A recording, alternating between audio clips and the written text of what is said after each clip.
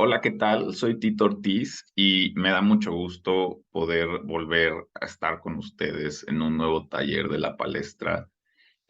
Ha pasado algo de tiempo desde la última vez que se subió el último taller y pues tiene que ver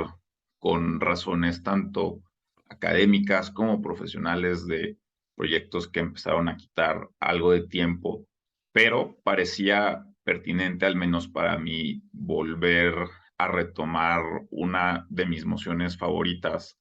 en un escenario donde además se vuelve muy relevante la discusión de esta moción, que es la de la Ronda 5 de SEMUDE 2021. Así que me pareció un buen momento para regresar con ustedes y poder tratar de ayudar un poco a que su carrera de debate sea mejor en los próximos torneos en los cuales estén participando. Así que pues espero que este taller sea sumamente útil y pues vayamos a ello. La estructura que vamos a llevar es la siguiente. Primero me gustaría que empezáramos a ver algo sobre el contexto en el cual se plantea esta moción eh, y que además son dos momentos diferentes el uno del otro. El primero es en 2021, que fue cuando sale la moción en el Mundial, y luego pues el momento actual, que es finales de 2022.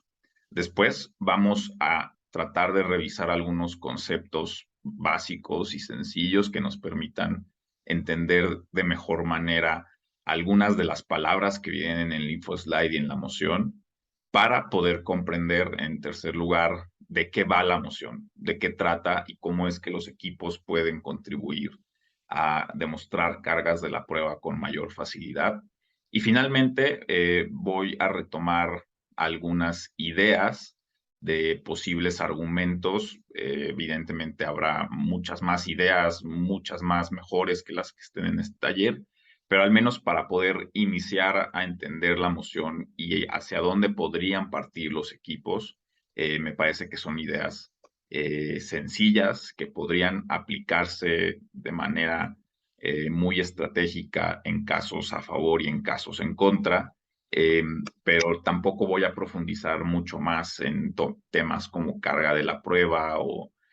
métricas, etcétera, simplemente en potenciales ideas para argumentos que si a ustedes les interesa profundizar o desarrollar, espero que este taller al menos deje bases sólidas para que ustedes cuenten con herramientas para hacerlo de manera sencilla. Ahora bien, eh, ¿cuáles son, digamos, los alcances y las limitaciones que tiene este taller? Y me gustaría ser muy concreto en esto. Son cuatro.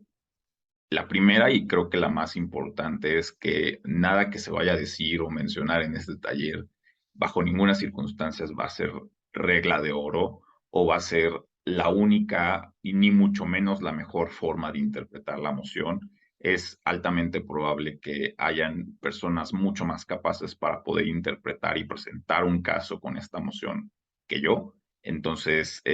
puede ser al menos un punto de partida para que ustedes puedan traer interpretaciones más sofisticadas y más complejas hacia esta emoción. También, pues este taller representa únicamente mi visión personal. Es un taller cuyo contenido probablemente sería diferente si es que yo tuviera que debatir la moción con un equipo de debate, porque implicaría que ya somos dos personas pensando ideas para esto. Entonces,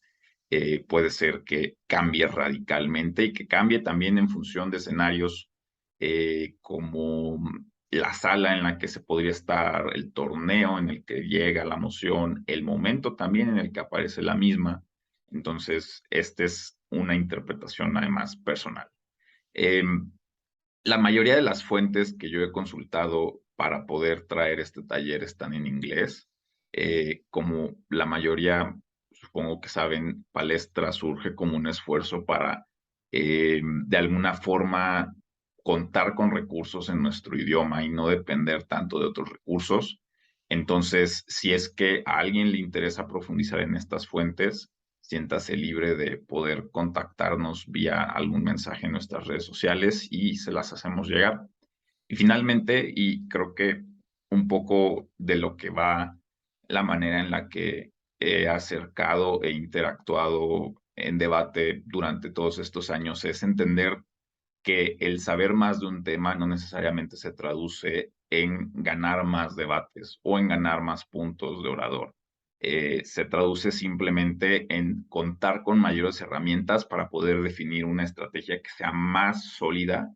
y que por lo tanto incremente nuestras chances de ir avanzando de manera exitosa en cualquier torneo. Entonces, el hecho de que ustedes revisen este taller e investiguen más, que creo que son cosas que un buen equipo de debate debería considerar, no necesariamente se va a traducir en que ahora ustedes puedan ganar cualquier tipo de emociones. Entonces, insisto en que necesitan investigar más, pero también en que necesitan hacer mayores esfuerzos para poder definir estrategias exitosas y que puedan ser compatibles con los conocimientos que ustedes van adquiriendo poco a poco. Entonces, bueno, dicho esto, vayamos directamente hacia el taller. Aquí pongo la info slide y la moción. Las voy a leer nada más para que les dé chance también de ustedes hacerlo a conciencia. El info slide, la estanflación es una situación donde convergen a la vez un crecimiento sostenido considerable de la inflación y un estancamiento de la oferta. Una política monetaria restrictiva o contractiva es ejecutada por los bancos centrales a través de un incremento de las tasas de interés y con el propósito de reducir la inflación, pero que tiene el riesgo de generar desempleo y frenar el crecimiento económico. La moción Ronda 5 de SEMUDE 2021 fue: en situaciones donde existe esta inflación y una fuerte política de estímulo fiscal al consumo, esta casa cree que los bancos centrales deberían lanzar una política monetaria restrictiva con el objetivo de reducir la inflación, incluso si ello contribuye a agravar el estancamiento de la actividad económica. Entonces, esto fue tal cual lo que sacamos en el Mundial 2021. Esta fue la moción. Sabemos que fue una moción complicada, que quizás pudo haber tenido algunas mejoras en la redacción. Y entonces, retomando algo del feedback que hemos tenido durante ese momento y algunas de las observaciones que yo vi en el debate que juzgué, porque pues aún sigo manteniendo mis notas de todos los torneos en los que he estado juzgando, pues fue que se diseñó este taller. Entonces, vayamos a ello y vayamos a entender primero el contexto, y me parece que es interesante entender cuál fue el contexto en el que sacamos la moción, que fue básicamente verano de 2021. Eh, Creo que hay 4 puntos principales en este contexto. Lo primero es que veíamos posible, pero todavía no cercano, que pudiera llegar un momento de estanflación, que es básicamente un incremento en la inflación más una desaceleración en la producción, es decir, una recesión. En ese sentido, la moción, si bien tiene tintes y muchos insumos de cosas que íbamos viendo y de las cuales iba hablando, no solamente en los noticieros especializados en finanzas y en economía, sino también en los ministerios de economía, en los ministros de Hacienda, en los bancos centrales y sus juntas. Y entonces es una moción, digamos, de un escenario hipotético, pero con insumos que ya estaban presentes en esa realidad y que podría ser un escenario potencial. A la vez, pues en ese momento veíamos que había una desaceleración del intercambio y del consumo global, eh, básicamente por la llegada de la pandemia, lo cual en ese momento todavía mantenía ciertos frenos y ciertos candados hacia el intercambio de bienes en el comercio global y que pues se esperaba que con el tercer punto que pongo aquí, que fuera el inicio de las vacunas y su distribución masiva, el elemento que termina por quitarle el freno de mano a esta desaceleración del consumo y del intercambio de bienes, en tanto básicamente la posibilidad de contagiar y las medidas de restricción sanitaria y de protección de los empleados fueron lo que hicieron que este tipo de actividades se estuvieran frenando y se mantuvieran algunas cuantas, pero no todas las industrias en operación y mucho menos en operación total a plenitud, como lo veíamos quizás en 2019. Y pues también lo que veíamos en ese momento y que es parte de los elementos que vamos a revisar en este taller más adelante, es que varios países estaban implementando ya sus paquetes de transferencias, principalmente de efectivo, hacia segmentos grandes de la población para contrarrestar los efectos negativos de la pandemia, ya sea por pérdida del empleo, por pérdida de ciertos bienes que estaban empezando a ser escasos, o por también algún incremento en la inflación que se empezó a dar a mediados de 2020 más o menos. Muchas de estas cosas han cambiado. Hay algunas que se mantienen, pero se mantienen por diversas causas. Entonces, si tuviéramos que debatir la moción al día de hoy, pero creo que también para entender mucho de qué fue lo que cambió en este poco más de un año, eh, vemos que ya es posible hablar de que estos escenarios que en verano de 2021 eran hipotéticos, se empiezan a ser verdaderos, en tanto tenemos escenarios de una inflación histórica en todo el mundo. Hay excepciones concretas, pero en general la inflación ha incrementado de manera significativa, incluso llegando a 2 dígitos en algunas zonas del mundo, marcadamente en la Unión Europea. Entonces, hablar hoy de esta inflación ya no es algo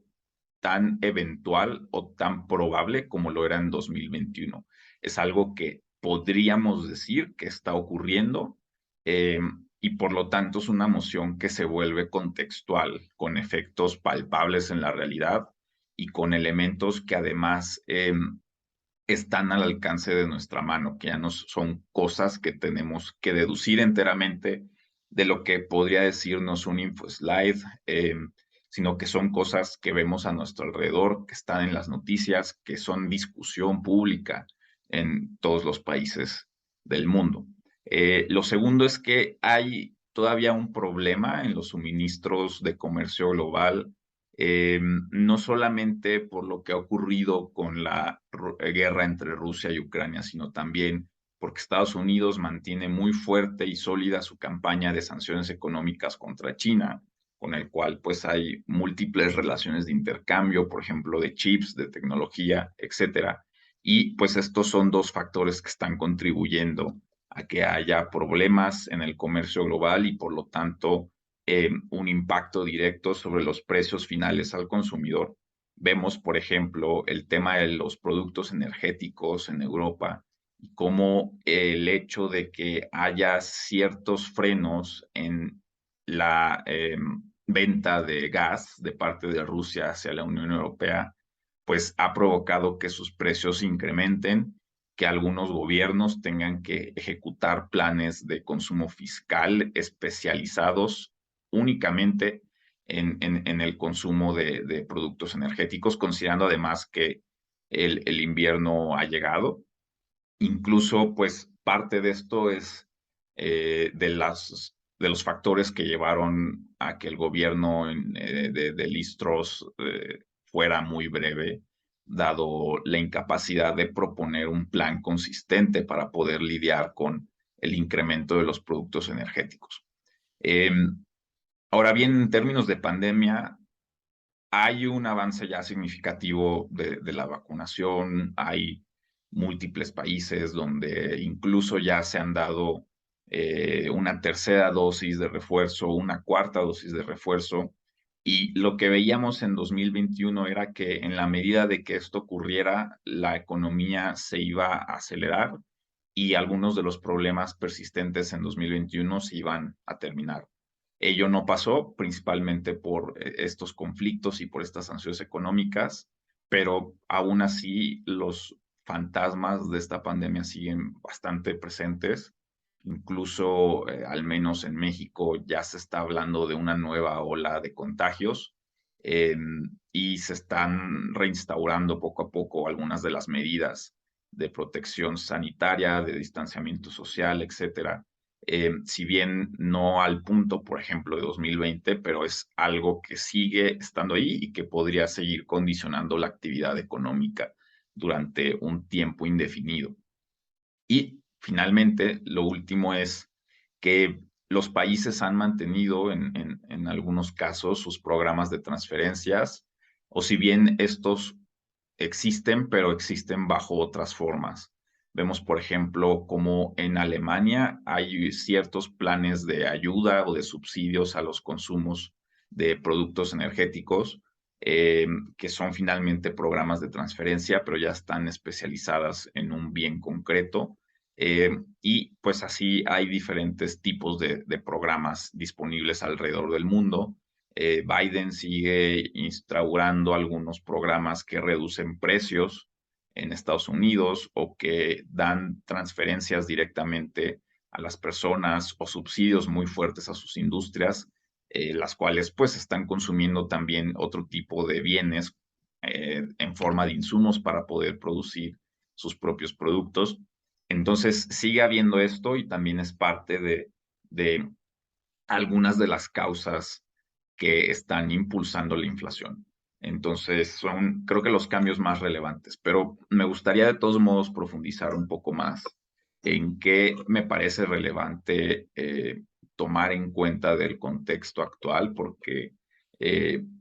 creo que podría contribuir también a que ustedes contaran con insumos, pero también con pistas de hacia dónde podrían dirigir una investigación sobre economía o hacia dónde podrían dirigir casos sobre emociones que hablen de economía hoy, pero que no necesariamente hablen de lo que trata esta moción en específico. Así que veamos, y en primer lugar, y relacionado plenamente con esta moción, es que vemos cómo hay un incremento sostenido de la inflación. Destaca el caso de Asia, que es el que ha tenido el menor incremento, si bien ha tenido un incremento considerable si lo comparamos con 2020, como se puede ver en la gráfica del lado derecho. Eh, bueno, no es tan grande como el que muestra, por ejemplo, Europa, África o el hemisferio occidental en general. Y esto principalmente tiene que ver con China, que ha mantenido políticas de distanciamiento social y encerronas o cuarentenas bastante duras, bastante violentas y que pues tienen, digamos, el efecto indirecto de moderar o ralentizar el consumo y por lo tanto no poner más presiones sobre el nivel de precios. Pero ese es un caso diferente a lo que vemos en las otras tres gráficas, donde creo que la más interesante y la más relevante para entender el contexto es la de Europa, donde la barrita que más podría crecer o que más creció respecto de 2021 es la que tiene que ver con energía, precios de los transportes y los precios de la vivienda. Entonces, aquí vemos claramente los efectos sobre Europa que ha tenido el conflicto entre Rusia y Ucrania, cómo se traslada directamente hacia los precios que están viendo los consumidores. Vemos también cómo la barrita que tiene que ver con alimentos, pues ha crecido en general en estas otras tres áreas que no son Asia y el Pacífico. Y vemos una muy interesante que es la de otros,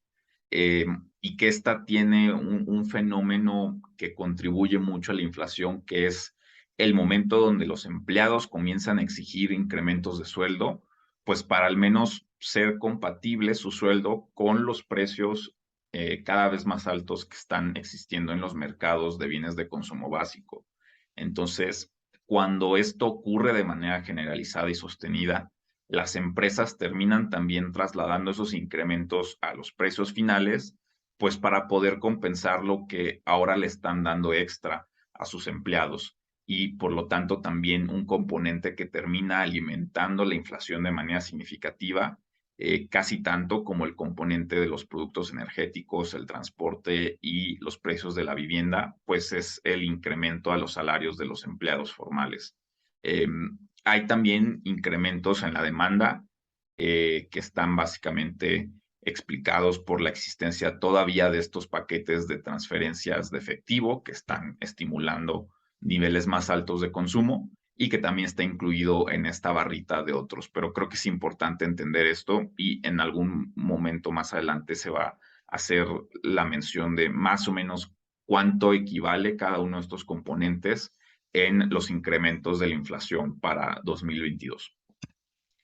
Ahora bien, en términos de perspectivas de lo que podría ocurrir en 2023, el 14 de diciembre, es decir, hace unos días, tuvimos la última reunión de la Reserva Federal de Estados Unidos, que es el nombre del Banco Central de ese país, y donde se anunció básicamente un cambio, un último cambio en este año y de la tasa de interés que termina incrementando a uno de sus niveles más altos en los últimos 10 años. Pero además se anuncia que es altamente probable que la tasa de interés siga creciendo en 2023 y que se mantenga alta durante un tiempo indefinido, eh, debido a que pues se ve que, o ellos consideran en la Reserva Federal, que los problemas que están impulsando la inflación pues van a ser prolongados, lo cual es un cambio de discurso significativo respecto a la Reserva Federal del año pasado, que nos decía que la inflación era transitoria. Eh, es importante hacer notar que una de las razones por las cuales cuando hablamos de inflación volteamos a ver lo que hace la Reserva Federal es porque finalmente el dólar es una de las monedas más sólidas del mundo y termina siendo una señal de referencia para que banqueros centrales alrededor del mundo terminen tomando sus propias decisiones de política monetaria. El caso más icónico de esto podría ser el Banco de México, que unos días después, a lo mucho, de cualquier decisión de la Reserva Federal, tiene su junta de gobernadores y terminan tomando una decisión que va casi siempre conforme a lo que va decidiendo la Reserva Federal. Pero generalmente los otros dos bancos centrales más relevantes del mundo, que es el Banco de Inglaterra o el Banco Central Europeo, terminan reuniéndose algunos días después de la junta de la reunión de la Junta de la Reserva Federal para poder ellos también definir una política monetaria que les permita beneficiarse de la Reserva Federal o al menos no estar asumiendo daños que puedan derivarse de lo que están decidiendo en Estados Unidos. Entonces, siempre un buen indicador y siempre una buena señal para entender qué es lo que podría estar ocurriendo en el mundo económico y específicamente en la inflación es voltear a ver qué es lo que está pasando al interior de la Reserva Federal y cuáles son las discusiones que están teniendo. Que creo que parte de la clave para entender esta moción es precisamente entender estas interpretaciones y estas discusiones que están ocurriendo en la Reserva Federal y que se trasladan y se contextualizan hacia los bancos centrales alrededor del mundo. ¿Qué es lo que dice Jay Powell, que es el presidente de la Reserva Federal? Básicamente lo que él habla y que creo que es relevante para entender también la moción y el contexto, si es que se debatiera en 2022, es que no solamente va a tomar años poder regresar a la meta de inflación que tiene Estados Unidos, que es alrededor del 2%, sino que va a ser también doloroso porque se prevé una desaceleración de la economía, es decir, eh, el precio básicamente para poder regresar a este 2% de inflación es reducir la producción, reducir la oferta, disminuir el poder de producción de las industrias y por lo tanto, cuando eso está ocurriendo, algo que asumimos con sencillez es que si las empresas producen menos y por lo tanto tienen menos ingresos, uno de los efectos directos que se desprende de esto es que va a haber una reducción en los empleos, en el peor de los escenarios, pero en un escenario moderado por lo menos se podrían observar recortes salariales. ¿Cierto? Entonces, esto es también alguno de los efectos que podrían derivarse a partir de no solamente reconocer que la tasa de interés va a necesitar subir durante el siguiente año, sino también reconocer que estas altas tasas de interés que están afectando a la economía, pero con el objetivo de reducir la inflación, pues también tienen un efecto, digamos, negativo y que puede ser prolongado durante años que pueden ser indefinidos. Pueden ser 3, pueden ser 4, pueden ser 7. Es incierto y es algo que se va decidiendo sobre la marcha. Eh, y creo que en términos generales, para resumir qué es lo que está viendo la Reserva Federal y qué señales está mandando su presidente al mercado cada que habla en alguna rueda de prensa o se presentan los resultados de las reuniones del Banco Central, es esta frase que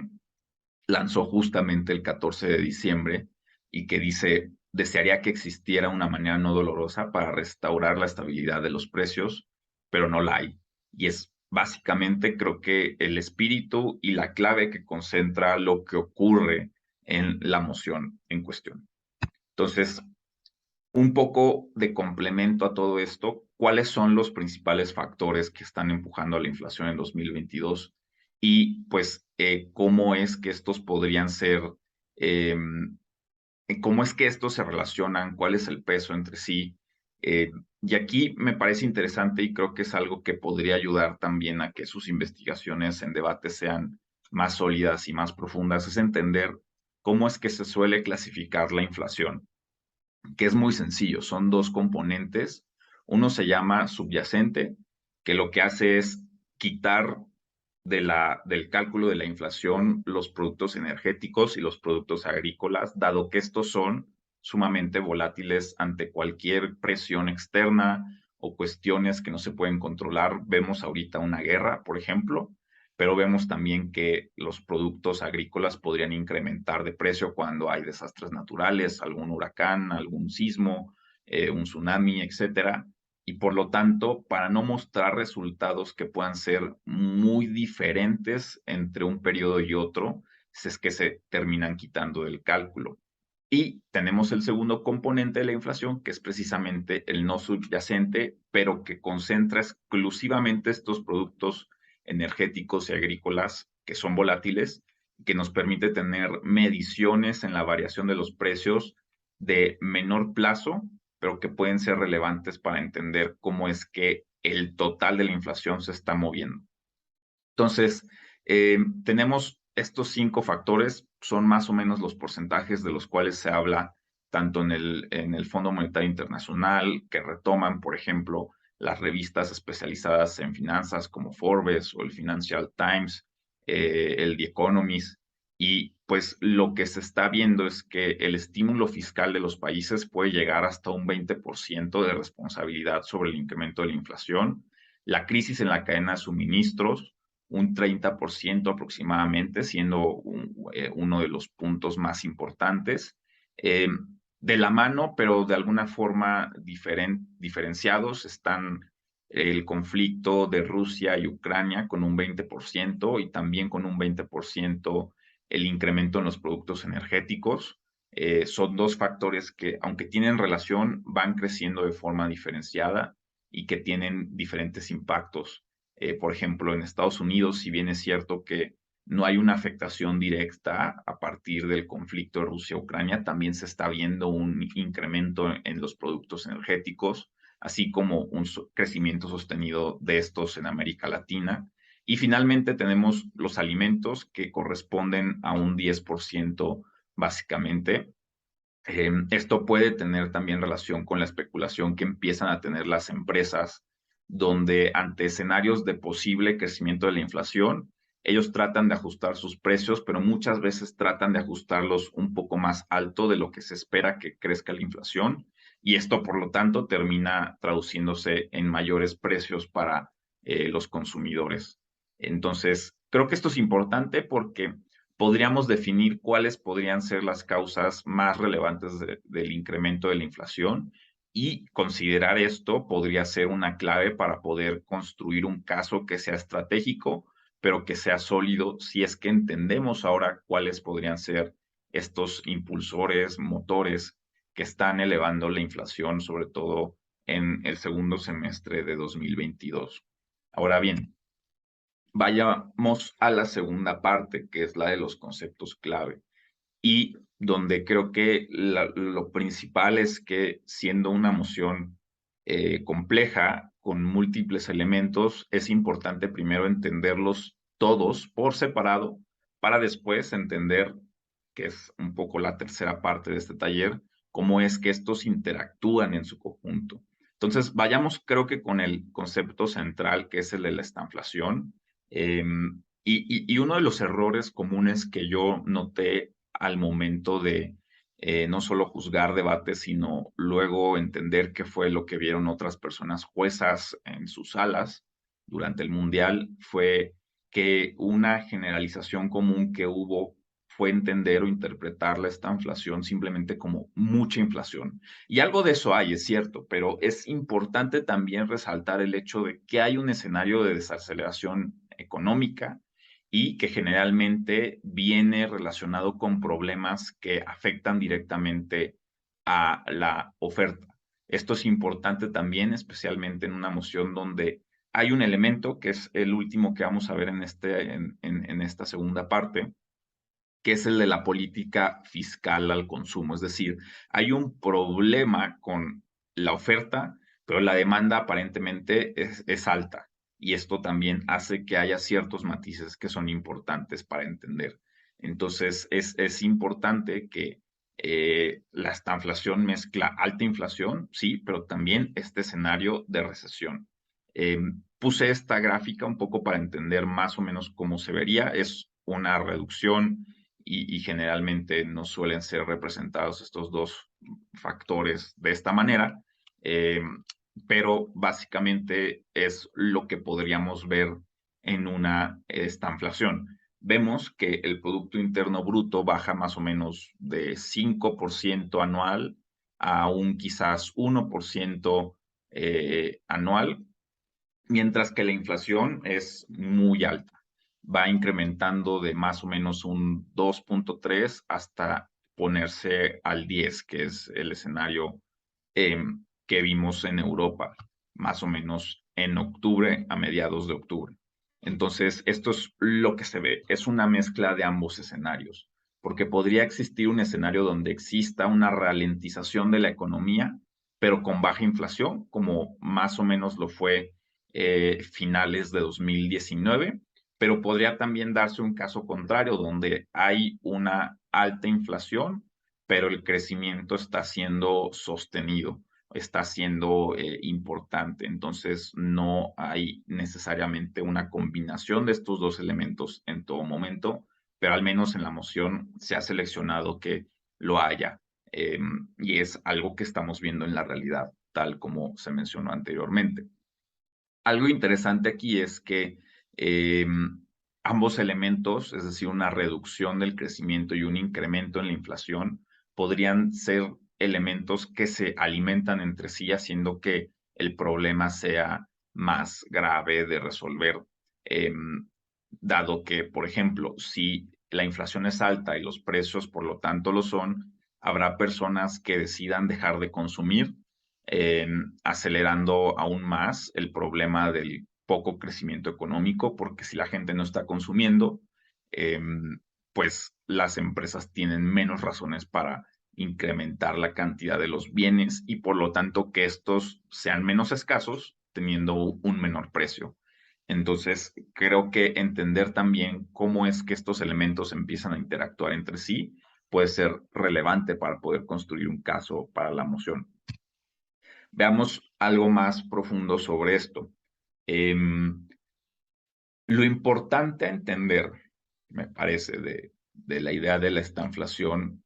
es que hay una disminución del Producto Interno Bruto, lo cual podría traer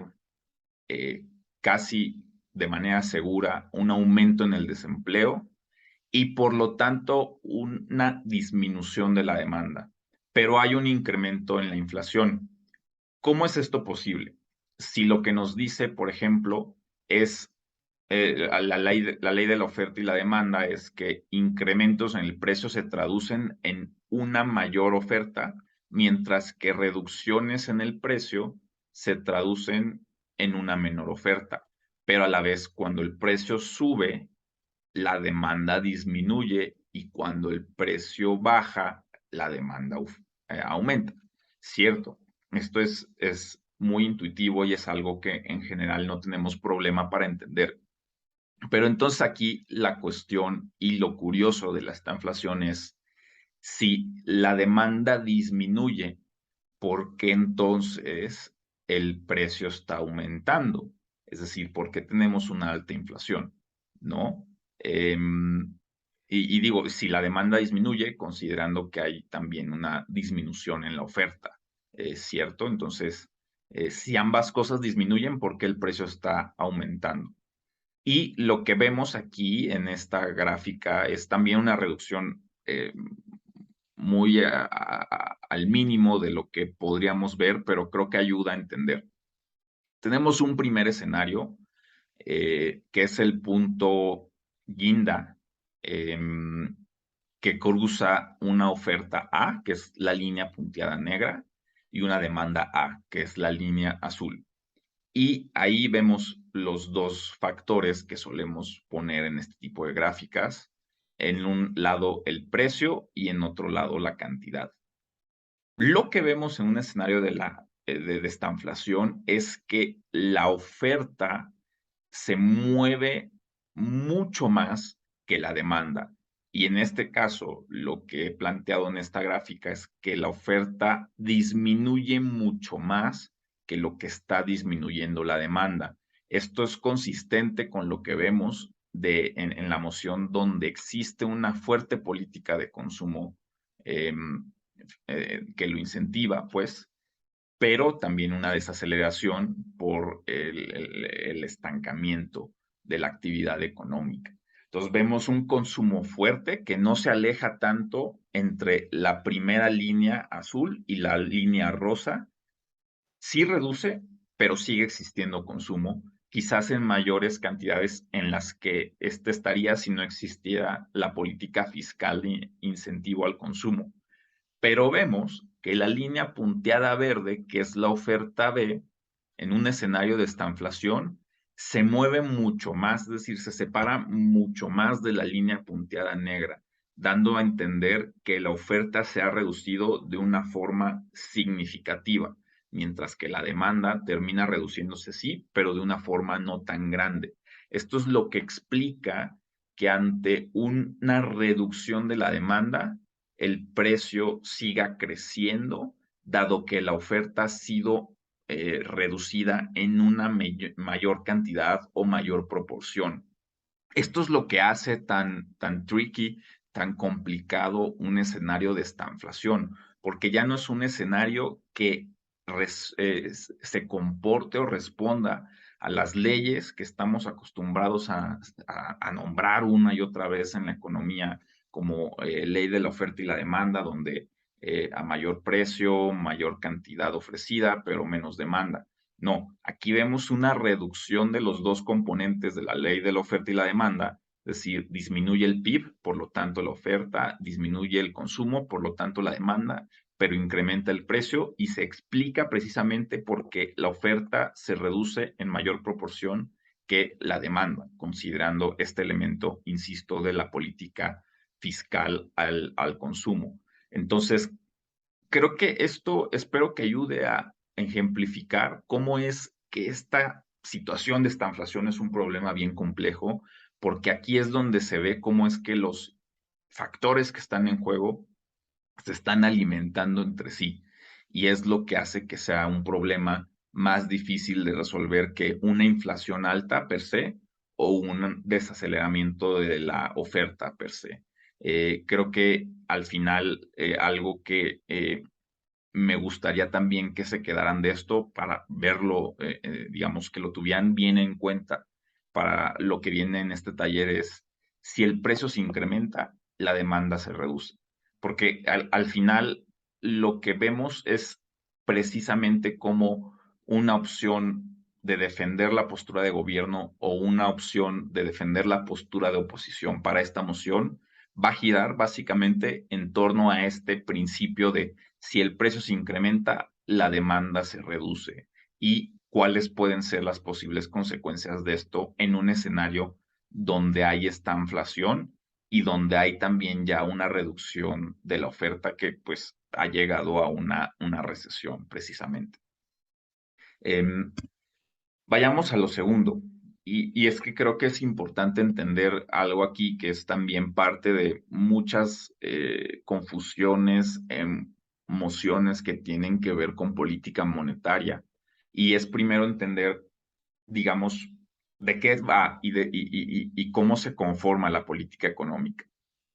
Para hacerlo sencillo, una política económica podríamos dividirla en dos elementos, la política monetaria y la política fiscal. La política monetaria se tiene que ver con lo que ejecutan los bancos centrales y que básicamente es mantener los precios en un nivel estable, es decir, controlar la inflación a través de ellos decidir cuál es la cantidad de dinero que está circulando en una economía. En segundo lugar, tenemos la política fiscal, que tiene muchos objetivos porque es básicamente lo que resulta de que el gobierno recaude impuestos y luego esos recursos los gaste en salarios, en políticas públicas, en eventos para promover y atraer la inversión extranjera directa, etcétera. Pero lo importante aquí son dos cosas. Primero, entender que la política monetaria la hacen los bancos centrales, que son independientes en la mayoría de los casos de lo que hacen los gobiernos nacionales, que son electos popularmente. Aquí se deriva la segunda cosa importante, que estos dos actores económicos están tomando decisiones de manera independiente todo el tiempo. Es decir, no dependen el uno del otro y esto implica que va a haber escenarios donde las decisiones que toma un banco central van a ser consistentes con las de un gobierno nacional, pero va a haber escenarios donde sean decisiones contradictorias. Y eso también es algo que ustedes tienen que tomar en cuenta para esta moción. ¿Por qué? Porque la moción establece una temporalidad donde ya uno de estos dos actores ha tomado una decisión y son los gobiernos nacionales al definir una política de fuerte incentivo fiscal al consumo. Es decir, ha estado empezando a ejecutar una política expansiva al incrementar a su vez los recursos disponibles para poder consumir. Y esto implica que nosotros en esta moción somos el banco central o al menos estamos evaluando lo que haría el Banco Central en un escenario donde ya el otro jugador preponderante de la economía, que podría ser el gobierno, ha tomado una decisión. Nosotros vamos en segundo lugar para tomar esa decisión y es ahí ese momento temporal donde entra en juego lo que se va a discutir en la moción, ¿cierto? Entonces, rápidamente, y lo digo rápidamente porque hay ya un taller en palestra que tiene que ver con política monetaria, que es el de la ronda 5 del CEMUDE 2019, y ahí si ustedes quieren profundizar más, pues les invito a que puedan ver ese taller. Em, pero básicamente lo que busca la política monetaria es controlar la inflación a través de cambios que pueden ser aumentos o disminuciones de la tasa de interés. Y básicamente la tasa de interés se define como el valor del dinero, pero expresado en términos de costo de oportunidad, es decir, cuál es el valor de dinero si yo lo gasto, es básicamente el no tener acceso a los ahorros y utilidades que yo tendría si ese mismo dinero lo meto ya mismo al banco y por lo tanto tengo utilidades, tengo rendimientos y ese dinero que yo ya no gano es mi costo de oportunidad o por lo tanto el valor del dinero. Dos políticas concretas para entender tasas de interés. Las políticas expansivas que buscan incrementar el consumo a través de reducir la tasa de interés. Tiene dos efectos concretos. Hay deuda menos costosa, pero también como hay menos rendimientos pagados en los bancos y todo eso, pues se reduce en algún sentido el atractivo de la inversión. Y vemos la política monetaria restrictiva, que es en cuestión lo que es relevante para la moción, donde hay mayores tasas de interés, haciendo que la deuda, es decir, tu tarjeta de crédito, algún préstamo, lo que sea más costoso y por lo tanto no haya incentivos a consumir hoy en el corto plazo, sino quizás después cuando esto baje. Pero es cierto que tasas de interés pues pagan más, eh, tasas de interés más altas pagan más, entonces cuando esto ocurre pues también hay un mayor atractivo para poder ir a invertir a ciertos lugares. Eso lo pueden profundizar más en el taller que les he mencionado de la ronda 5 del CEMUDE 2019. Pero lo que a mí me parece interesante de hablar de esto, y es al lugar donde yo quiero llegar, es qué demonios es una fuerte política de estímulo fiscal al consumo. Porque creo que aquí hay múltiples interpretaciones que se podrían dar, al menos en el debate que yo vi, no se definió enteramente. Y creo que hay ciertos pasos que podemos seguir para llegar a una conclusión lógica de cómo es que se ve una fuerte política de estímulo fiscal al consumo. En concreto, creo que son los siguientes pasos. Políticas fiscales definimos que son las que provienen del gobierno, no de los bancos centrales. ¿Y qué es lo que puede hacer el gobierno para incentivar el consumo? Es decir, que la gente gaste más dinero, pues pueden hacer dos cosas: reducir los impuestos y que por lo tanto los precios finales de los productos sean menores, y a lo mejor hay por allí un incentivo mayor a consumir si me cuesta menos, o dar dinero directamente a las personas. La, la frase que está en la moción y en el InfoSlide es fuerte política de estímulo fiscal al consumo, ¿no? Entonces creo que aquí la clave es el fuerte, porque creo que implica intención, creo que implica intensidad y creo que finalmente implica efectos directos. ¿Qué es lo que ocurre aquí? Que como la moción está creada en un momento donde se plantea un escenario de estanflación, es decir, alta inflación y una reducción en el crecimiento económico, pues bien podríamos hablar de una situación de urgencia, es una crisis, ¿cierto? Entonces, implica también que estas medidas tienen que ser tomadas con rapidez. Lo más importante, yo creo, es los efectos directos. Si hablamos de algo fuerte, implica también que hay una relación directa con el objetivo que se busca combatir. Y por lo tanto, creo que esto ya implica que la política fiscal fuerte quiere incidir de manera concreta y contundente sobre modificar las conductas de los consumidores o de las personas a las que está intentando proteger o beneficiar. Con todo esto, en la receta creo que es más sencillo, más intuitivo y más correcto hablar de una política fuerte de estímulo fiscal al consumo como una política de transferencias de efectivo directas hacia la población y no como una política que termine reduciendo los impuestos, especialmente porque los impuestos tienen un efecto indirecto que únicamente beneficia a las personas cuando han decidido consumir, pero que no les incentiva necesariamente a consumir. Hablamos de una situación de crisis donde hay urgencia y necesidad de rapidez, y por lo tanto los impuestos generalmente son aprobados por los congresos nacionales. Esto implica que hay un retraso, hay un delay entre el yo decidir que esto va a ocurrir y que esto ocurra, versus una política de transferencias de efectivo donde el gobierno lo decide e inmediatamente se empieza a ejecutar y a distribuir el dinero. Por lo tanto, creo que es más consistente entender esto como transferencias de efectivo, tal cual las que veíamos en 2021, ya en ese momento en que ocurre el Mundial, ya en ese momento donde sale la moción, y creo que eso es lo interesante que estamos viendo por acá. Entonces, este es uno de los elementos que creo que resultó quizás más confusos de la moción, pero creo que con sacar estos pequeños pasitos nos podemos deducir de manera sencilla, pues específicamente a qué se reducía, pero vaya,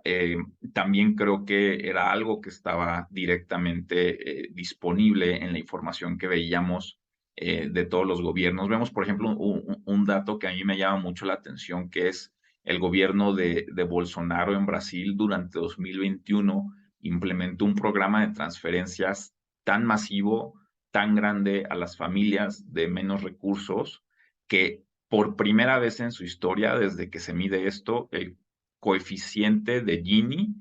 que es básicamente una especie de relación entre el impacto del gasto público y la desigualdad en un país. Por primera vez desde que eso se mide en Brasil, se redujo. Nunca se había reducido.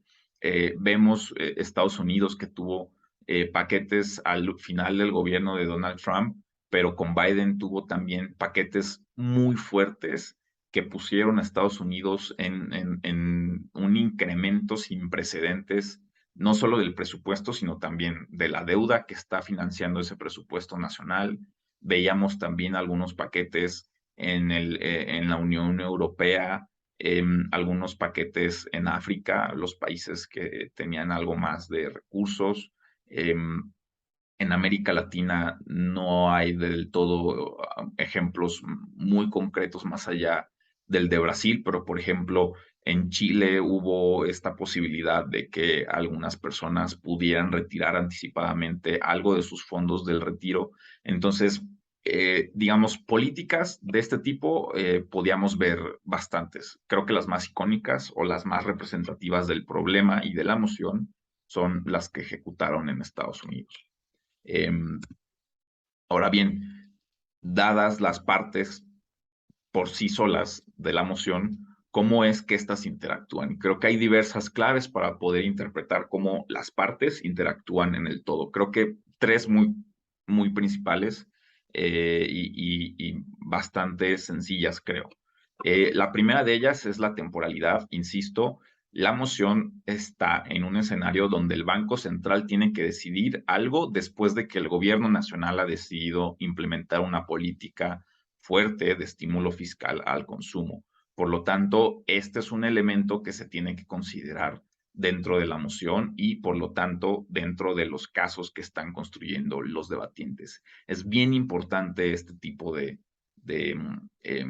temporalidad en los casos y al final es parte también de lo que se discutía en ese momento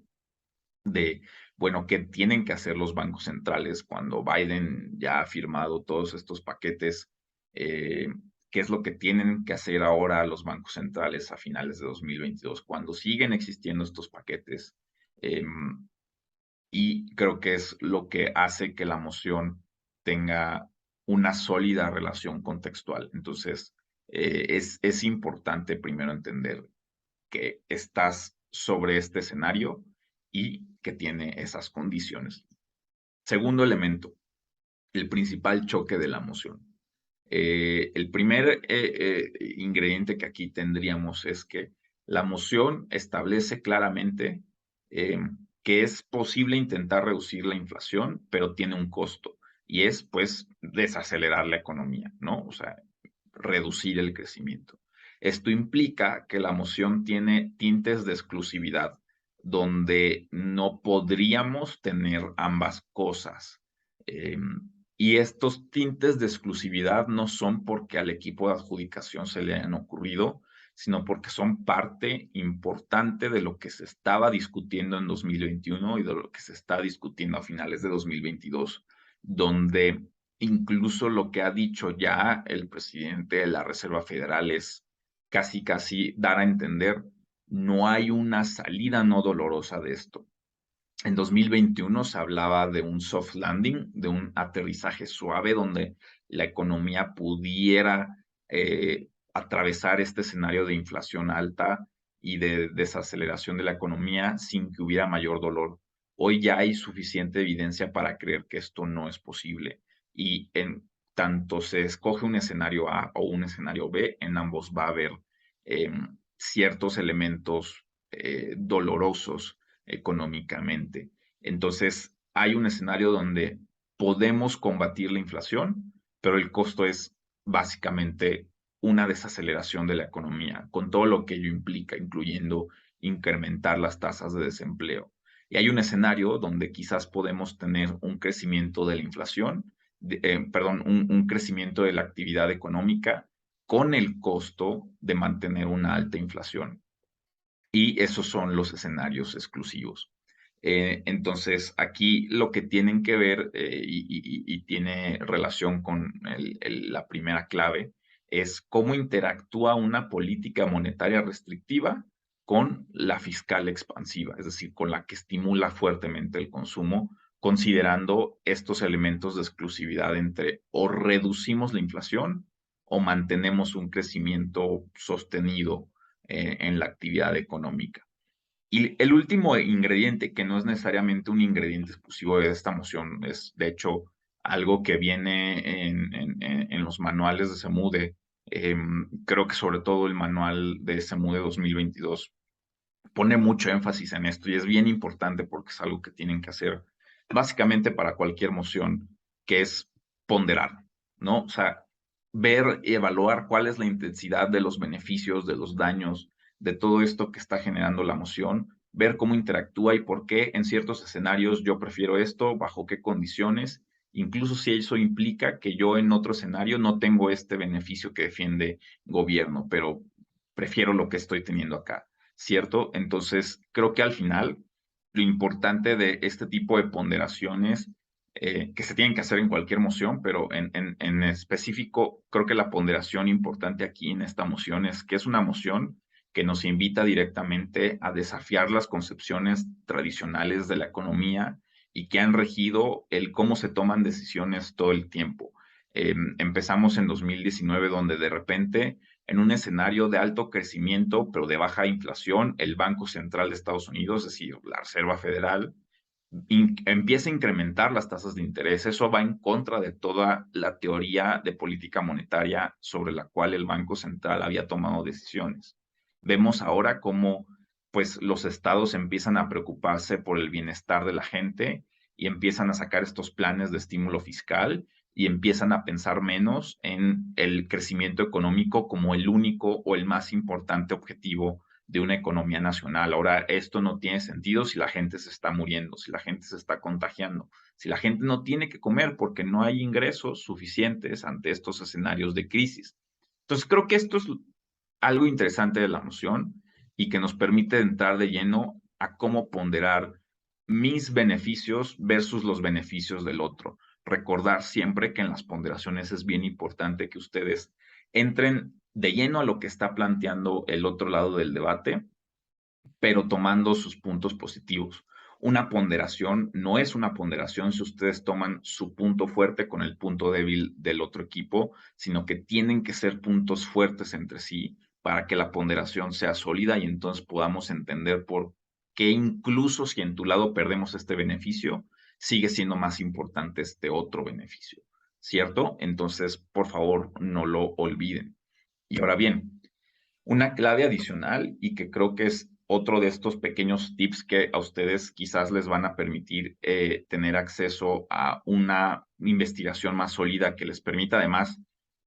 tener puntos de vista para interpretar posicionamientos respecto a política monetaria y que ustedes quizás en alguna potencial moción que tome política monetaria puedan entender claramente cuáles son las discusiones y cuáles son pues los enfrentamientos que hay entre quienes deciden la política monetaria. Es esta caracterización quizás sí muy de caricatura, quizás muy minimalista o reduccionista, pero que nos ayuda a entender algunos elementos de manera sencilla, especialmente si no estamos familiarizados con lo que ocurre en la política monetaria, que es esto de Hawk versus Dove o halcón versus paloma, que es el cómo se refieren entre sí los banqueros centrales, pero también la prensa especializada a los posicionamientos que estos tienen en momentos específicos y en decisiones específicas de política monetaria, ¿cierto? Entonces, vemos que los halcones, los hawks, son básicamente aquellos que su prioridad es atender una alta inflación, es decir, buscar reducirla a cualquier costo. Esa es la prioridad y ese es el mayor objetivo. Entonces, se entiende y se interpreta que un halcón está dispuesto a todo para contener la inflación. Y no nada más es una posición ideológica, sino que precisamente viene de una discusión que hubo en un momento donde la inflación de Estados Unidos fue estrepitosa, que fue más o menos a finales de los 70s, donde estaba Arthur Burns como jefe de la Reserva Federal. Eh, no fue lo suficientemente contundente para acabar con la inflación, no hizo lo suficiente por el suficiente tiempo. Entonces la inflación se disparó de manera muy grande por mantener tasas de interés muy bajas durante mucho tiempo, creando burbujas no solamente, digamos, de, en el valor de la economía en general, sino burbujas de activos donde había activos que no valían lo que su precio era y que por lo tanto no podían sostener los costos que estaban traduciéndose en la economía. Total que lo que ocurre es que llega el siguiente jefe de la Reserva Federal, que es Paul Volcker, y que estuvo dispuesto a literalmente asfixiar la economía durante años con tal de reducir la inflación. Es un episodio donde las tasas de interés llegaron incluso al 20%, es decir, son, considerando que era Estados Unidos, eso es altísimo, e incluso más alto que lo que llegaron a tener las economías emergentes en años previos a pandemia o incluso ahorita durante pandemia. Entonces,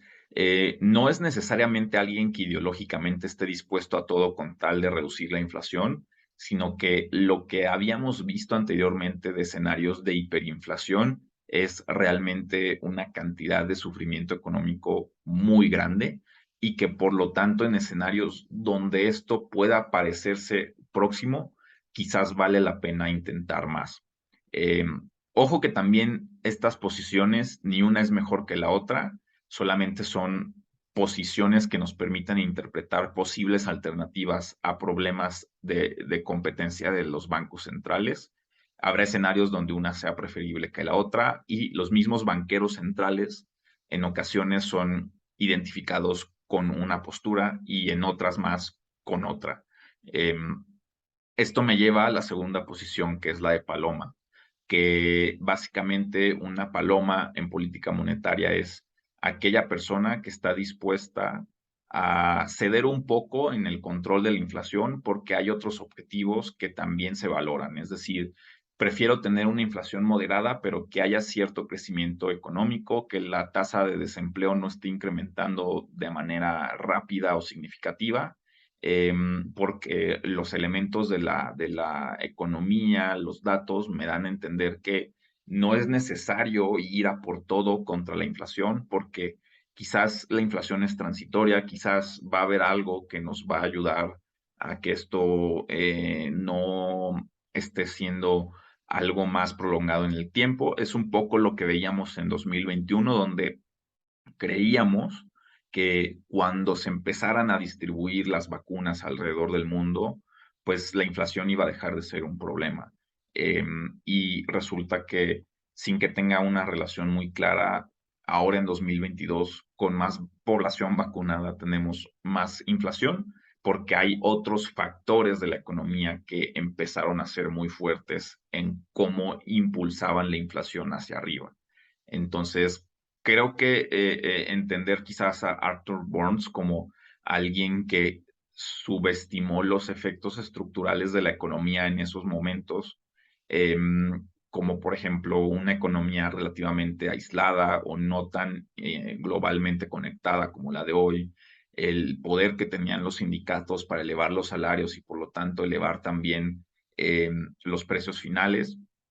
y que por lo tanto terminó tomando decisiones que no fueron suficientes, si bien iban hacia el lado correcto, no elevó las tasas de interés lo suficiente por el tiempo suficiente y las mantuvo bajas por más tiempo del necesario de manera innecesaria. Entonces, puede ser que tanto un halcón pueda ser peligroso porque está actuando demasiado violento y pone un freno de mano innecesario a la economía.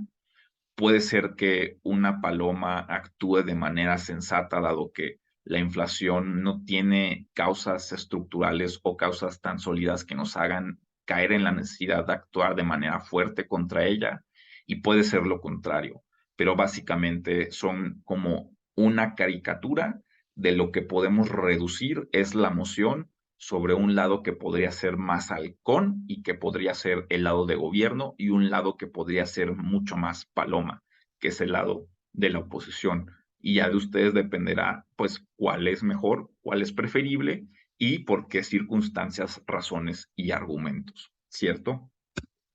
Entonces, a finales de 2022, ¿a qué se reduce la discusión en la vida real de lo que está ocurriendo en los bancos centrales? Creo que son 3 puntos, ¿no? Primero de ellos, uno evidente, una contradicción. El gobierno en cuestión en esta moción es decir, los gobiernos nacionales han implementado una fuerte política de estímulo fiscal, por lo tanto, una política expansiva y una política que incrementa, que incentiva el consumo. Es decir, si el Banco Central implementa una política restrictiva, está yendo directamente en contra de los objetivos que los gobiernos nacionales definieron como relevantes o necesarios, ¿cierto? Entonces, esto creo que es útil para entender en qué momento estamos parados. ¿Qué tan duro podría ser el golpe de ir en contra? ¿Qué tan benéfico podría ser el ir juntos? Hacia incrementar el consumo o al menos hacia no intervenir frenando el consumo, siendo Banco Central. Segundo punto de discusión al interior de un Banco Central en este momento, la intensidad de la medida. Si bien es cierto que hay banqueros centrales que están sumamente de acuerdo en que hay que lanzar una política restrictiva, no hay consenso sobre de qué tamaño o de qué magnitud, o incluso en este momento ni siquiera hay consenso sobre si se debe profundizar aún más en la política monetaria restrictiva. Y ya empieza a haber banqueros que dicen, oye, espérate que esto ya creo que es suficiente. Los datos, por ejemplo, que vemos, los últimos datos relevantes de inflación que empiezan a salir a finales de noviembre e inicios de diciembre, dan a entender que la inflación está cediendo en algunos escenarios como en los precios de los alimentos, en los precios de los productos energéticos en ciertas partes del mundo. Entonces, ante esa reducción, ¿valdría la pena esperar o valdría la pena seguir adelante hasta que no haya más evidencia contundente de que está frenando la inflación? Entonces, ¿qué pasa si además está en juego que puede incrementar el desempleo? ¿Vale la pena intentarlo o no vale la pena intentarlo? Y en última instancia, parece ya bastante claro, eso sí, que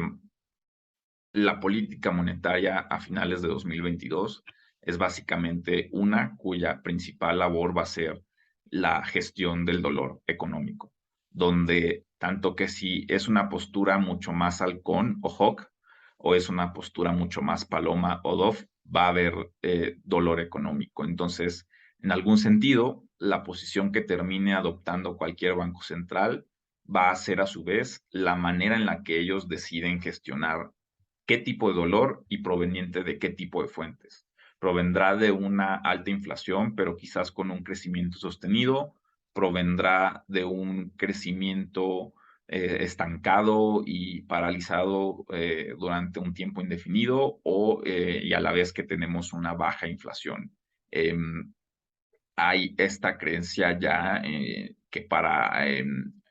considerando pues lo atípico que ha sido la situación por el frenón económico de una pandemia y no necesariamente por causas estructurales de las economías, que pues ven que de repente no hace falta pasar por una recesión inducida por las tasas altas de interés de un banco central. Mientras que hay personas que viendo lo que pasa en Rusia versus Ucrania, que no tiene para cuándo acabar, las sanciones económicas a China, la inflación que ya empieza a ser de 2 dígitos en diversas partes del mundo, que los espacios de lockdowns, de cuarentena en China ya empiezan a ser más flexibles y por lo tanto hay un crecimiento del consumo por allá, lo cual puede incrementar el precio de los energéticos, puede incrementar los precios a nivel global y que por lo tanto hay gente que ve que la única salida ante este escenario es una recesión. No hay otra forma más que ralentizar la economía en todo sentido. Entonces, todo este cuento es para llegar al siguiente punto, que es cuál es el principal choque de la moción para ustedes, ¿no? Finalmente es uno que en gobierno lo que busca defender es una baja inflación a expensas de frenar el crecimiento, versus una alta inflación, pero con crecimiento constante y sostenido. Entonces, creo que esto ya nos permite entender de manera concreta cuál es el punto de que esto estuviera en la moción, pero cómo se traduce en las discusiones que podrían salir también durante cada uno de los debates. Entonces, vayamos a ideas. Insisto, son ideas sencillas, Podría haber ideas más complejas, mejores, sofisticadas. Entonces, esto no es regla de oro, pero simplemente son algunas de las cosas que yo quería compartir con ustedes. Entonces, aquí he puesto el halcón para no olvidarnos que es más parecida la posición de gobierno en esta moción a la posición de un halcón en política monetaria. Entonces, primer argumento creo que podría ser entender que son causas estructurales que rebasan los límites de lo que puede hacer un Estado-nación y que por lo tanto, uno, no tienen control, dos, no hay garantías de que acaben pronto, pueden ser prolongadas, pero lo que hemos visto es que sus efectos negativos se van acumulando en el tiempo y van creciendo. Es básicamente lo que vimos de inicios de año, que luego empieza el ataque de Rusia a Ucrania y los efectos negativos que veníamos arrastrando de 2021 se les acumuló lo que se derivó de todo lo que pasó a lo largo de este año 2022. Entonces, podría parecer que para un halcón, una política monetaria restrictiva en este momento, a finales de 2022, no solamente tenga por efecto reducir la inflación, sino también ser precavida ante problemas que pueden ser aún peores en el largo plazo si no se toman las medidas correspondientes de manera previa. Segunda idea para un posible argumento es estimular la economía vía demanda. Y si bien aquí lo que veíamos en la explicación de la estanflación es que tiene problemas en cómo es que la oferta se ha reducido en mayor medida o en mayor proporción que la demanda, algo razonablemente atractivo que ha salido en las discusiones sobre qué se puede hacer para resolver este problema a finales de 2022 es que primero se atiende la inflación y por lo tanto se estabilizan los precios, porque al final el escenario que plantea un escenario de esta inflación es donde paulatinamente o en algún momento la demanda va a bajar porque los precios son tan altos ante una producción que además se va frenando, que ya no va a haber suficiente para que esta demanda se sostenga, aunque siga existiendo una política fuerte de incentivo fiscal, porque finalmente estas también se acaban y finalmente no se pueden hacer y replicar una tras otra vez en la misma intensidad, sino que incluso si se mantienen, quizás sean para menos personas o con menos beneficios. Entonces va a llegar un momento donde sí o sí la demanda se estanque. Lo que propone este lado es, si los precios se estabilizan, moderadamente el consumidor va a regresar a las tiendas y va a mantener ciertos niveles de compras mensuales, semanales, dependiendo del tipo de bien, y por lo tanto esto va a promover que la industria crezca, quizás lentamente, pero que crezca versus el interrumpir la demanda en el lado contrario, porque finalmente la producción no fue capaz de ajustarse a tiempo y hacer más prolongado e indefinido el problema. Finalmente, el tercer argumento es sobre la intensidad de la medida, donde me parece importante reconocer que hay cosas como los créditos y las deudas cuyos pagos pueden ser más costosos a partir de mayores tasas de interés, y donde al final creo que algo importante es retomar esta idea de que la inflación es el impuesto que pagan las personas con bajos recursos, porque al final las personas de clase media o de clase alta tenemos acceso hacia sistemas bancarios que de alguna forma nos protegen sobre los efectos de la inflación. Es decir, los bancos no te ofrecen una tasa de interés que pague lo que tú estás ahorrando o invirtiendo con ellos, que no sea menos de lo que está creciendo la inflación. Y una persona de bajos recursos no puede acceder a ese tipo de productos financieros, por lo que para ellos, y más que para nadie, los efectos de la inflación son enteramente perjudiciales. Entonces, el hecho de que en oposición se defiendan cosas como mantener los créditos y las deudas baratas implica también a su vez que se está manteniendo el costo de vida excesivamente alto, incluso mucho más que en la normalidad para las personas que no tienen suficientes recursos y que estás dependiendo del país. Pueden ser la mitad de todo un país, como es el caso de México, y que por lo tanto hay escenarios donde es mucho más importante por simple cálculo numérico mantener al menos lo que se pueda rescatar de bienestar para estas personas versus personas que a lo mejor la vayan a pasar mal porque sus créditos y sus deudas son más caras, pero que tienen los medios suficientes para atravesar por la crisis, no como las personas de los deciles de ingresos más bajos. Ahora bien, en contra, tres ideas igualmente sencillas. Ahí está la paloma para que no se nos olvide que el lado de oposición es más parecido a lo que una paloma en política monetaria podría ser. Y en primer lugar, creo que podríamos hablar de cómo se desencadenan efectos negativos mayores en el largo plazo, en tanto no solamente el incrementar las tasas de interés y por lo tanto estancar el crecimiento económico, el crecimiento del Producto Interno Bruto, implica que quizás los gobiernos nacionales se verán obligados a seguir manteniendo políticas de transferencias, lo que incrementa la deuda, pero también incrementa las posibilidades de que esto siga alimentando la inflación. Es decir, habría posibilidad de que la medida no sea tan eficiente como podría creerse. Eh, Esto implica, a su vez, que los mercados financieros podrían congelarse o algunos de ellos podrían colapsar en tanto personas dejan de pagar deudas, los bancos ya no pueden financiar tantos préstamos y por lo tanto financiar proyectos, financiar empresas, eh, que los intercambios, los tradings o los exchanges puedan también ser de alguna forma colapsados. Y finalmente, si ahorita lo que vemos es que ya ha habido muchos efectos, más bien muchos incrementos en la tasa de interés, porque vemos los incrementos desde que se bajó a cero la tasa de interés de parte de la Reserva Federal y ahora el último incremento el 14 de diciembre de este año, pues vemos cómo quizás todavía ni siquiera somos capaces de percibir si esto está teniendo efecto o no en la economía y de repente un incremento adicional podría ser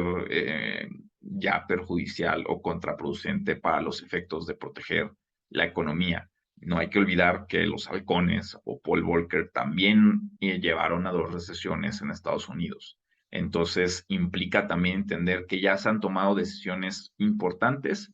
y que quizás podríamos estar ahora como enfriando de más la economía y por un tiempo indefinido.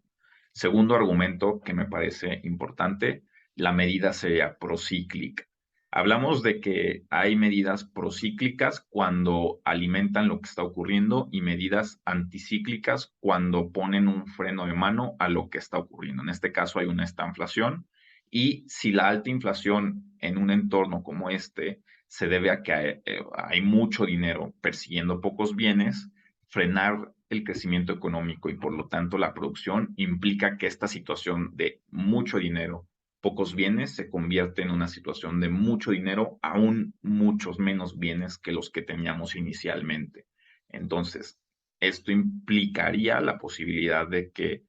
la escasez creciente en los mercados se traduzca en una inflación creciente y no en una inflación reducida, como lo que podrían argumentar en el lado de gobierno. Y lo último, en el tercer lugar, estimular la economía vía oferta, que tiene que ver un poco con lo anterior en el sentido de que una política monetaria que sea más moderada, más sensible a a que la estanflación tiene una relación estrecha con la oferta, podría terminar ayudando a que la oferta tenga suficiente posibilidad de ajustarse en el tiempo para incrementar su capacidad de producción y por lo tanto alimentar la demanda de los consumidores. Entonces, en este sentido, lo que pareciera que se podría argumentar es que si bien es cierto que en este momento hay sufrimiento económico, no es comparable con el sufrimiento económico que van a tener las personas en un escenario donde hoy se frena la producción, se incrementa el desempleo y además la inflación podría no del todo reducirse o reducirse en tasas mucho menores en comparación con la producción o el incremento que está teniendo el desempleo. Entonces, creo que son ideas sobre las cuales se puede profundizar. Ahora bien, Lo último, y que creo que son parte de las dudas que la gente preguntaba en feedbacks o parte de las discusiones que hubo sobre esta moción, era sobre posibles ponderaciones. Son igual ideas sencillas con la intención de que ustedes tengan la primera pista para poder iniciar un ejercicio de investigar y de cómo poder elaborar sus propias ponderaciones, pero específicamente sobre cómo pueden ejecutarlas, ponerlas en acción en algún debate. Entonces, primera ponderación que es en el lado de gobierno versus el lado de oposición, una baja inflación versus salarios que crecen rápido. En gobierno yo te diría, los salarios crecen rápido porque las personas no pueden pagar los precios de una alta inflación. Entonces no sirve que crezcan rápido si de todos modos se traducen en poco poder adquisitivo. En oposición yo te diría, es que ante una producción que no está siendo suficiente y que por lo tanto se traduce en un desempleo, los salarios van a disminuir porque la gente estaría dispuesta a recibir menos salarios con tal de tener empleo y por lo tanto se perderían décadas de triunfos y acumulaciones de crecimientos salariales para la clase obrera. El segundo choque o ponderación es cuál es tu prioridad. Si en el gobierno dices que tu prioridad es atender la alta inflación, entonces creo que para contrarrestar el otro punto del crecimiento sostenido, deberías explicar cómo es que el crecimiento no se distribuye de manera equitativa, mientras que la inflación tiene sus mayores daños en las personas que tienen menos recursos. En oposición, para defender un crecimiento sostenido, si ello implica mantener una alta inflación, yo te diría que quizás la inflación podría ser transitoria, pero reiniciar la aceleración de la economía implicaría que esta situación de baja producción podría ser prolongada y no transitoria. Por lo tanto, vale la pena el costo aguantar una alta inflación con tal de no cortar décadas, que son básicamente 3 décadas al menos de un crecimiento sostenido. Si en gobierno tú tienes que defender las altas tasas de interés, tú podrías decir que se necesita frenar el consumo, pero que ello, con altas tasas de interés, tiene también el lado de mantener atractivo el invertir en ese país. Lo que tú podrías decir en oposición para responder ello es que un país es atractivo para atraer inversión cuando la demanda y el mercado está fuerte, pero cuando tú lo frenas, eso se pierde. Es mejor y es además preferible mantener las tasas de interés bajas en una situación de crisis, dado que las personas empiezan a adquirir cosas que necesitan como medicamentos a meses sin intereses porque no hay otra opción. Eh, y finalmente, baja inflación versus desempleo creciente, eh, que es similar a la primera ponderación, pero con desempleo. Yo te diría en gobierno que un bajo desempleo podría contribuir a una burbuja en los activos, en este caso de la fuerza laboral, que no sostiene el valor o la contribución que están generando hacia la economía, por lo cual hay un daño grave en términos de cómo se están creando estas burbujas de activos, que es un poco similar a lo que ocurre en la crisis de 2008. Y en oposición yo te diría, bueno, aún con inflación, los ingresos familiares son más altos si hay empleo versus cero si hay desempleo. Por lo tanto, preferimos tener algo de empleo con salarios que puedan ser enfrentados con una alta inflación, que baja inflación sin salarios porque hay alto desempleo. Entonces, estas pueden ser algunas potenciales ponderaciones. Así que bien, pues espero que hasta este momento el taller haya sido útil y ustedes lo encuentren además intelectualmente estimulante para poder contribuir a su proceso de formación como debatientes y a que no solo los torneos puedan ser torneos donde ustedes saquen algo más de puntos, sino creo que al final se trata de que los torneos sean más disfrutables para ustedes, así que si este taller ayuda a que su carrera y su trayectoria en debate pueda ser mayormente disfrutable y alegre, eh, creo que con eso me doy por servido. Entonces, espero que les vaya muy bien en lo que estén haciendo en debate y que estén pasando bonitas fiestas. Bye bye.